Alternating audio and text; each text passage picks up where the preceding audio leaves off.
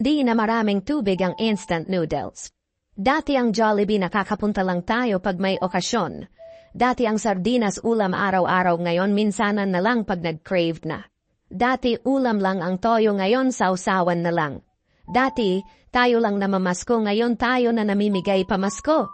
Dati nakikinood lang sa kapitbahay, ngayon may sarili ng bahay at malaking TV. Dati may Coke lang pag may bisita. Let's celebrate small things na kahit di na natin napapansin, malayo na pala narating natin. Mahirap. Pero mas mahirap kung mahirap ka pa rin hanggang ngayon. We may lose people we loved during the journey we've been through, pero may pumalit sa pag-abot sa ating mga pangarap.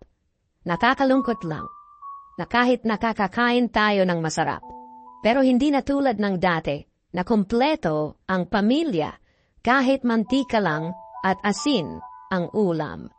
Kay sarap mabuhay ng lahat ng bagay kung pinaghirapan mo at nakukontento sa maliliit na bagay. Minsan kailangan din natin bumalik sa nakaraan kasama sila kung saan na tayo ngayon. Malayo pa, pero malayo na.